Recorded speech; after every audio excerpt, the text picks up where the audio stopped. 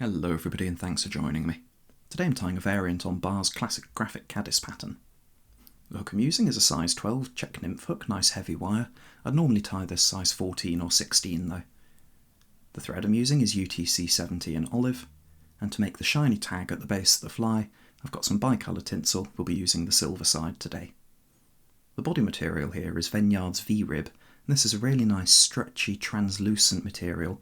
It's D-shaped, so flat on one side and curved on the other. You can make some really nice nymph bodies with it.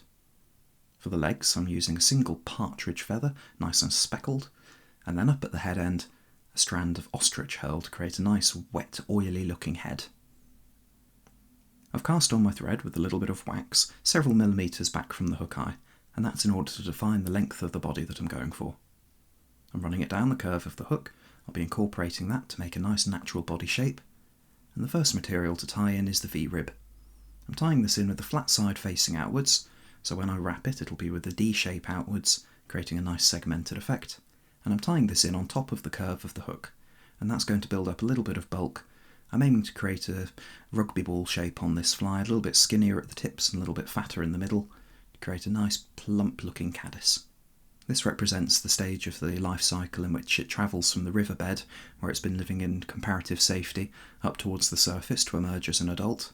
And it's a perilous journey for the caddis, but the trout can really home in on them during that ascent. I've taken a length of my tinsel and tying that in with the gold side pointing outwards. That way when we wrap it, the silver will be pointing out, which is what I want. The beauty of using this V-rib material is that anything that you put underneath it will show through.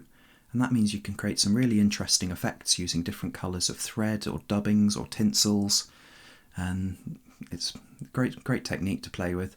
And here it'll create a nice iridescent tip to the fly. It'll be very attractive in the water. I've made about 3 or 4 overlapping wraps there just to create that shiny tag I was aiming for. I'm going to secure down the tinsel, a couple of tight wraps over the top, a wrap in front to secure it down, and then trim away the excess. You'll see I've got my hook positioned with the eye pointing downwards for this stage of the fly, and we're moving it horizontal later. I'm going to take a bit of time to build up some bulk in the centre of the fly. I've cut it out because I'm sure you don't want to watch me just wrap thread for a minute. You can see that that's created a nice double taper. The next job is going to be to wrap the body, and I'm using my rotary vise for this. I'm pulling quite firmly on the V-rib to begin with, and then letting it spring out to its natural size in the middle, augmenting that tapered body that we built up earlier. Again, pulling a little bit tighter as I come forwards, tapering it down again. You can see that that's created a lovely segmented, plump, juicy looking body that I think any trout would be keen to get its teeth into. I'm running my thread back a little bit so I'm ready to tie off, putting in my last wrap again, pulling quite firmly so that the material thins out a little, and then we can secure it down, making a couple of cross wraps, and then trimming away the excess. I really like this technique for making grub bodies. I think it's very effective. I've moved my hook horizontal in the vise, and this is a prepared partridge feather. I'm tying it in by the tips, and I've already trimmed away the fuzzies from the base, leaving a little bit of a handle to grab with our hackle pliers. That's exactly what I'm doing here, and then I'm going to use a standard wet fly type technique to wrap the legs, making about 2 turns, brushing the fibres down the length of the body.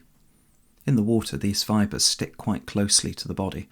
It creates a really nice effect, very natural. This is definitely a fly to fish dead drifted. The Caddis pupa really don't have much by way of their own mobility as they make their way to the surface, but the trout can really home in on them. You can get some really exciting fishing.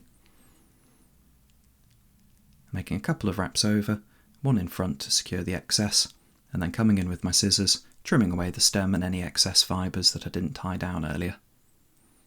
If you time it right, you can actually get away without having any excess, but I like to have a bit of extra. That way, if the body comes out looking a little sparse, I can always do another half turn. Taking the thread back a couple of wraps so those fibres are all pointing the way I want them, and the final material is our ostrich herl. This has got a natural V shape to it, and because I want those fibres pointing towards the tail of the fly, I'm tying it in with the stem forwards and that V of fibres pointing backwards. A few tight wraps to secure, and then break away the excess.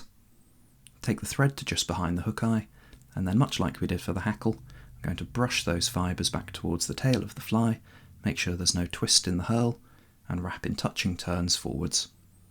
The ostrich hull looks quite fluffy in the dry, but in the water it absorbs lots of liquid and becomes this really nice, slick, mobile, almost oily, greasy looking effect. I think it really augments and complements that shiny, thick body that we've built. You can do this hand over hand, you can do it with your rotary vise, whatever works for you.